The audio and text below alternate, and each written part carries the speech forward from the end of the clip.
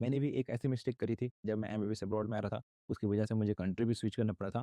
और आपका जो कंट्री है और उसके साथ के साथ जो आपका यूनिवर्सिटी है या जिस कंट्री में आप जा रहे हो एडमिशन ले रहे हो, उस कंट्री के साथ आपका पेरेंट कंट्री के साथ कैसा रिलेशन है। So hello everyone, welcome to vlog. I am Randhir Yadav, a final year student MBBS Russia, और मैं आपको गाइड करने वाला हूँ कि एमबीबीएस अब्रॉड 2026 में आपका वर्थ इट होगा या नहीं होगा, आपको आना चाहिए या नहीं आना चाहिए, क्या-क्या क्राइटेरिया आपको सेट करना है एमबीबीएस अब्रॉड आने के लिए, कौन सी यूनिवर्सिटी जानी चाहिए, कौन सी कंट्री जानी चाहिए, कौन सी यूनिवर्सिटी आपके लिए अच्छा होगा, कौन सी यूनिवर्सिटी खराब हो सकती है, क्या डिफरेंसेस बनाना है जब आपको यूनिवर्सिटी सेलेक्ट करना है, कंट्री सेलेक्ट करना है उसके बारे में। सो गाइस वीडियो को स्टार्ट करते हैं, let's begin this video from here. So guys अगर अभी तक आपने चैनल को नहीं सब्सक्राइब किया तो प्लीज चैनल को सब्सक्राइब कर लीजिए एंड शेयर कीजिए सारे वीडियो अपने दोस्तों के साथ। So let's begin this video from here. So guys सबसे पहले हम बात करते हैं इंपॉर्टेंट पॉइंट पे अबाउट कंट्री सिलेक्शन। देखो, जब भी आप कोई भी कंट्री सेलेक्ट कर रहे हो तो सबसे पहला प्रायोरिटी आपका ये होना चाहिए कि जिस कंट्री से आप हैं, फॉर एग्जांपल जैसे मैं इंडिया से हूं, तो आप अगर इंडिया से हैं, अगर आपको रशिया जाना है, कजाकिस्तान जाना है, किर्गिस्तान जाना है या जॉर्जिया जाना है, कोई भी कंट्री जाना है, तो सबसे पहला चीज आप डिसाइड करो कि उस कंट्री के साथ आपका जो कंट्री है उसका रिलेशन कैसा है। तो फॉर एग्जांपल अभी के टाइम पे बताता हूँ कि इंडिया और रशिया का एक रिलेशन काफी अच्छा है। किसी भी एस्पेक्ट में आप देख लो, या तो आप वॉर सिचुएशन देख लो, या आप नॉर्मली ट्रांजेक्शन के फॉर्म में देख लो कि पैसे हमको लेना देना है, या ट्रैवल का फॉर्म में देख लो, तो काफी आसान है, रशिया आप आसानी तरीके से जा सकते हो। उसके अलावा बहुत सारी कंट्री जहाँ पर एमबीबीएस करने के लिए बच्चे जाते हैं, जैसे कजाकिस्तान हो गया, किर्गिस्तान हो गया, जॉर्जिया हो गया, तो ये सब सारे कंट्री जाते हैं।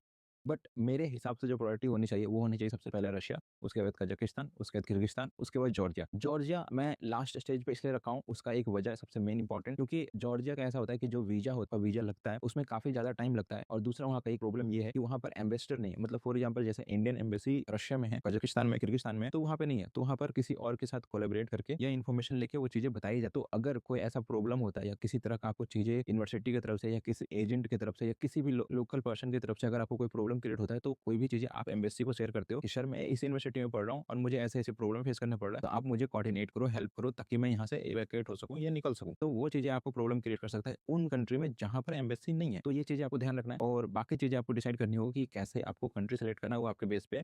फिर भी अगर आपको कहीं डाउट लगेगा तो आप प्लीज कमेंट करके बताना, मैं आपको एक्सप्लेन करूंगा और भी चीजें। Okay, so next important point पे आते हैं अबाउट यूनिवर्सिटी सिलेक्शन। देखो, यूनिवर्सिटी सिलेक्शन के लिए सबसे पहला इंपॉर्टेंट पॉइंट आपको रखना होता है कि आपका जो एनएमसी का गाइडलाइन है वो आपको क्या क्या चीजें आपको माइंड में रखना है। बेसिक गाइडलाइंस आप रखो। सबसे पहला चीज, यूनिवर्सिटी जो है वो गवर्नमेंट यूनिवर्सिटी सेलेक्ट करो, क्योंकि गवर्नमेंट यूनिवर्सिटी बहुत जरूरी है। यूनिवर्सिटी एनएमसी मोस्टली प्रीफर ये करती है कि जो भी बच्चे अब्रॉड में जा रहे हैं एटलीस्ट वो गवर्नमेंट यूनिवर्सिटी में पढ़े। यूनिवर्सिटी आपका प्रायोरिटी होना चाहिए। दूसरा इंपॉर्टेंट पॉइंट होता है कि आप जो भी यूनिवर्सिटी जा रहे हो उसका ड्यूरेशन 54 मंथ होना चाहिए। मतलब ऐसा होना चाहिए कि मतलब जो आप यूनिवर्सिटी है वो 5 ईयर का क्लासेस हो प्लस 1 ईयर का इंटर्नशिप हो, टोटल 6 साल का प्रोग्राम हो। ऐसा बहुत सारे कंट्री थे जहां पर ऐसा था कि कहीं 4.5 साल का कोर्स था, कहीं 5 साल का कोर्स था, कहीं 5.5 साल का कोर्स था। तो बहुत सारे कंट्री ऐसा हुआ कि वो साइड कर दिए गए। जैसे फॉर एग्जाम्पल मैं फिलीपींस का दे सकता हूँ कि फिलीपींस में पहले ऐसा था कि वहां पर पहले बीएससी कराया जाता था, उसके बाद मेडिसिन पढ़ाया जाता था, और फिर ओवरऑल उनको कंक्लूड किया जाता था कि आपने मेडिसिन किया। पर बाद में एनएमसी ने अपना गैजेट लेके आया और कहा कि नहीं, ये चीजें वैलिड नहीं होगी, अगर आप अब्रॉड में जा रहे हो तो कंप्लीट आप मेडिसिन प्रोग्राम लेके जाओ और मेडिसिन पढ़ो, फिर आप इंडिया में आके प्रैक्टिस कर सकते हो। तो ये प्रॉब्लम आया था। नेक्स्ट इंपॉर्टेंट चीजों पे हम बात करते हैं अबाउट की यूनिवर्सिटी कैसे सिलेक्शन करें, कैसे आपको यूनिवर्सिटी सेलेक्ट करना है कि वहां पर जाना चाहिए नहीं जाना चाहिए, उसके बारे में। जब भी आपको यूनिवर्सिटी सेलेक्ट करते हो तो आपने ये पहला प्रायोरिटी रख लिया कि गवर्नमेंट यूनिवर्सिटी होनी चाहिए, उसका जो कोर्स ड्यूरेशन होना चाहिए वो 54 मंथ प्लस 1 ईयर का इंटर्नशिप होना चाहिए। ऐसा कह लो कि 5 साल का कोर्स होना चाहिए प्लस 1 ईयर का इंटर्नशिप होना चाहिए। ड्यूरेशन आपका जो होना चाहिए, जो मीडियम ऑफ टीचिंग होना चाहिए, वो कंप्लीट इंग्लिश मीडियम होना चाहिए। जो हुई मतलब फर्स्ट ईयर से पढ़ रहे हो टिल लास्ट ईयर तक कंप्लीट इंग्लिश मीडियम होना चाहिए। वहाँ का लेसन्स होना चाहिए, प्रैक्टिस ऑफ लेसन्स आपको मिलना चाहिए लास्ट में कि आप प्रैक्टिस कर सकते हो। तो वो सब सारी चीज़ें ज़रूरी होती है जब आप वहाँ किसी यूनिवर्सिटी से बाहर से पढ़ के आते हो तो। ठीक है? अबाउट यूनिवर्सिटी सिलेक्शन, जब आप यूनिवर्सिटी सिलेक्शन कर रहे होते तो आप ये सब चीज़ों को ध्यान रखो कि यूनिवर्सिटी जो है वो कितना एग्रीगेटेड है, लाइक कितना उनका एफिलिएशन है, लाइक डब्ल्यूएचओ से है, एनएमसी से है, एफएमसी से है, ईसीएफएमसी से है। तो ये सब सारी चीज़ें ज़रूरी होती है, तो आप एक बार अच्छे तरीके से देख लो, क्योंकि बहुत सारे ऐसे यूनिवर्सिटीज़ हैं, बहुत सारे बच्चे चले जाते हैं एजेंट के फॉर्म में, एजेंट बता देते हैं कि नहीं ये यूनिवर्सिटी अच्छा है, इसका हमने देखो ये रिव्यू है। वो सारा कुछ अपना पोस्टर वोस्टर और वीडियोज़, फोटोज़ वगैरह लगा के उसको हाइलाइट कर देते हैं और बच्चे उसमें चले जाते हैं। और बाद में पता चलता है यूनिवर्सिटी प्राइवेट है, इनका कैंपस बहुत छोटा है और यहाँ पर कुछ चीज़ें हैं नहीं, तो वो सब चीज़ें अच्छे तरीके से रिसर्च कर लो, उसके बाद आप जाना, ठीक है? So guys next important point बात करते हैं अबाउट कंट्री की, आपको कौन सी कंट्री जाना है। बहुत सारी कंट्री है जहाँ पे आप जा सकते हो, लेकिन मैं आपको कुछ-कुछ कंट्री प्रेफर करूँगा। सबसे पहले है रशिया, उसके बाद कजाकिस्तान, उसके बाद किर्गिस्तान, उसके बाद जॉर्जिया, बांग्लादेश और नेपाल। 2 कंट्री लास्ट मैंने बताया, 2 कंट्री लास्ट इसलिए बताया क्योंकि वो दोनों कंट्री अभी बहुत ज़्यादा अनस्टेबल है। रिसेंटली आपने न्यूज़ में देखा होगा तो खुद का इंटरनल वॉर वगैरह हो गया था, उनका पीएम वगैरह पे अटैक हो गया था, या कुछ रिलीजियस इश्यू हो गया था, तो ये सब कंट्री आप प्रेफर मत करो अभी के टाइम पे। और चाइना और फिलीपींस, ये 2 कंट्री ऑलरेडी पहले से ही बैन है, यहाँ पर बच्चे बहुत कम जाने लगे हैं। तो आप ऐसा सजेशन देता हूँ कि सबसे पहला चीज़ आप चॉइस रखो कि वो कंट्री जाओ जहाँ पर आपकी कंट्री के साथ रिलेशन काफ़ी अच्छा हो, वीज़ा एक्सेस आसानी से मिल जाए, बहुत ईज़ी तरीके से आपको वीज़ा मिल जाए, ट्रैवल आप ईज़िली तरीके से कर सको। अगर इन फ्यूचर कभी भी किसी तरह का ग्लोबल प्रॉब्लम हो जाए या ग्लोबल डिज़ास्टर वगैरह आ जाए, या वॉर का इश्यू हो जाए, तो आप आसानी से उस कंट्री से इवैक्यूएट होके या उस कंट्री से आसानी से आप वापस निकल के अपनी कंट्री तक पहुँच सको। सो आप अच्छे तरीके से लिख लो कि सबसे पहला रशिया, उसके बाद कज़ाकिस्तान, उसके बाद किर्गिस्तान, उसके बाद जॉर्जिया, ठीक है? और नेपाल और बांग्लादेश, ये चीज़ों को आपको इग्नोर करना है। So guys, next important point पे आते हैं कि भाई मैंने यूनिवर्सिटी कंट्री सेलेक्ट कर लिया, मैंने यूनिवर्सिटी सेलेक्ट कर लिया, अब मुझे सेलेक्ट करना है कि एडमिशन कैसे आपका प्रोसेस होगा एडमिशन लेने का। देखो, बहुत लोग बहुत तरीके से बताते हैं कि एडमिशन मैं करवा दूँगा, ये करवा देगा, वो करवा देगा। देखो, एडमिशन लेने का 2 फॉर्मेट होता है, सबसे पहला, और तीसरा उसके साथ अटैच होता है। सबसे पहला फॉर्मेट होता है कि कोई कॉन्ट्रैक्टर जो यूनिवर्सिटी से कॉन्ट्रैक्ट लिया है और वो बोलेगा कि मैं यूनिवर्सिटी से कॉन्ट्रैक्ट लिया हूँ, मेरे बिहाफ़ पे आप एडमिशन ले सकते हो, मैं आपका सारा प्रोसेस स्मूथली कराऊँगा। एक प्रोसेस वो होता है। दूसरा प्रोसेस होता है स्टूडेंट। स्टूडेंट क्या होता है, कुछ कॉन्ट्रैक्टर के साथ वो अपना एक रिलेशन बनाते हैं, एजेंट के साथ या जो भी यूनिवर्सिटी का कॉन्ट्रैक्टर होता है उनके साथ उनका रिलेशन होता है, वो बताते हैं। वो डॉक्यूमेंट सारा प्रोसेस करने के लिए एजेंट को देते हैं। और उसके बीच में वो इंटरमीडिएट होता है जो आपके जो प्रोसेस होते हैं उनको स्मूथ करने में हेल्प करते हैं। तीसरा होता है कि स्टूडेंट या एजेंट कोई भी ऐसा होगा इंसान जो कि क्या करेगा, यूनिवर्सिटी का बिना कॉन्ट्रैक्ट का डायरेक्टली उस यूनिवर्सिटी में अप्लाई करेगा और आपका एडमिशन कराएगा। तो ये 3 प्रोसेस होते हैं जहाँ से आपका एडमिशन होने का चांसेस होता है। देखो, यूनिवर्सिटी का डायरेक्ट एडमिशन लगाने में थोड़ा-सा दिक्कत होता है, बिकॉज़ ऐसा होता है कि यूनिवर्सिटी अपने इंडिपेंडेंट बेस पे सारा कुछ इन्फॉर्मेशन रहता है उनके पास। वो अपना जो डॉक्यूमेंट होता है, सारी चीज़ें होता है, इवैल्यूएट करेंगे। इवैल्यूएट करके आपको बताएँगे कि हाँ, हम एडमिशन देंगे कि नहीं देंगे, कर नहीं सकते।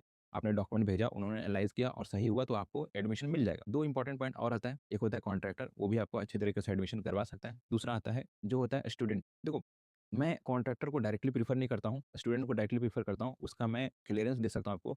स्टूडेंट क्या करता है, स्टूडेंट एक इंटरमीडिएट होता है जिसके साथ आप डायरेक्टली अच्छे तरीके से बात कर सकते हो, कन्वर्सेशन आपके अच्छे तरीके से हो सकता है और वो क्या करेगा, आपका जो एजेंट होगा उसको आप वो बच्चा देगा और उसके बाद आपका एडमिशन होगा। ऐसा होता है कि कभी भी आप किसी के पास जाओ, किसी भी पर्सन के पास जाओ और बोलो कि मुझे एडमिशन लेना है, आप मुझे बता दो।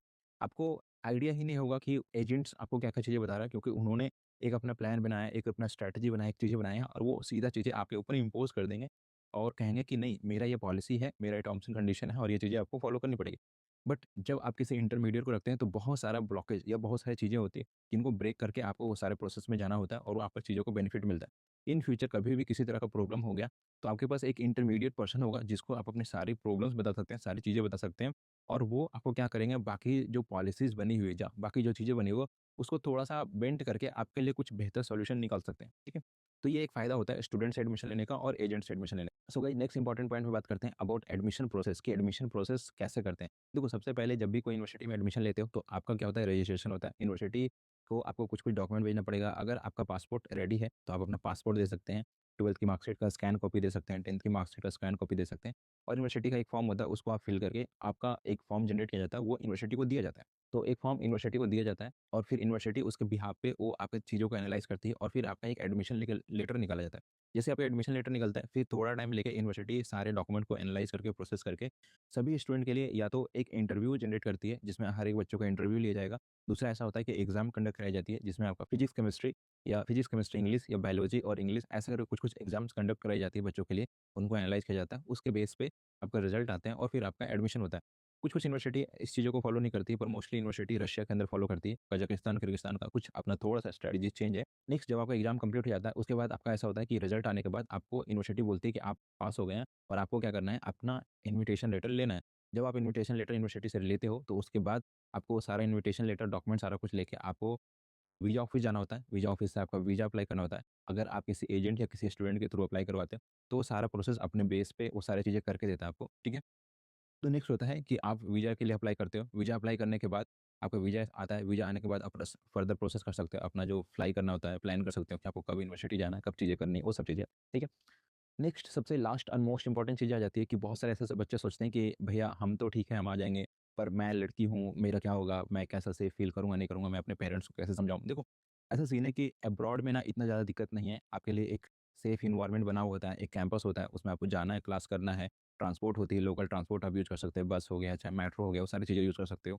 और उसके बाद जो हॉस्टल है, किसी-किसी यूनिवर्सिटी में ऐसा होता है कि हॉस्टल का गर्ल्स का विंग अलग होता है, बॉयज़ का विंग अलग होता है। किसी-किसी में ऐसा होता है कि कोएड विंग होता है, जैसे बॉयज़ भी है, गर्ल्स भी है।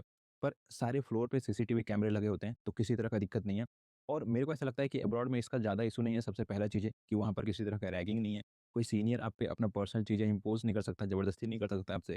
और सबसे मोर इम्पोर्टेंट चीज़ है कि अगर आपको किसी तरीके का प्रॉब्लम हो गया, तो चाहे वो सीनियर हो, चाहे वो जूनियर हो, चाहे वो कोई भी इंसान हो, अगर आपने वो कंसर्न रेज़ किया एज़ अ गर्ल्स के मैटर में कि मुझे तंग किया गया, मुझे परेशान किया गया है, मुझे ऐसा किया गया है, तो उसके लिए एक स्ट्रिक्ट एक्शन लिया जाता है, डिसिप्लिनरी कमेटी बैठती है और उसके लिए एक एक्शन लेके एक अच्छा-सा डिसीजन लिया जाता है, आपके बिहाफ़ में लिया जाएगा और आपको फ़ायदा होगा उसका। तो अगर ऐसा किसी भी बच्चे के साथ होता है ना, तो मैंने जहाँ तक अभी तक देखा है कि उसके लिए बेनिफिट हुआ है और ऐसा एक्शन लिया गया है कि अगर कोई बच्चा, चाहे वो फर्स्ट ईयर का हो, चाहे वो बच्चा 6th ईयर का हो, 4th ईयर का हो, 3rd ईयर का हो, उनको हमेशा से चांसेस ये रहता है कि वो एक्सपेल होता है, यूनिवर्सिटी से हट जाता है। तो हर एक बच्चे को मन में ये डर होता है, इसलिए किसी भी बच्चे को ऐसा नहीं होता कि कोई लड़की को छेड़ दे, तंग कर दे, परेशान कर दे, ठीक है? बाकी गाइस वीडियो अच्छा लगा है तो वीडियो को लाइक कीजिए, चैनल को सब्सक्राइब कीजिए एंड शेयर कीजिए अपने दोस्तों के साथ। Bye bye, take care.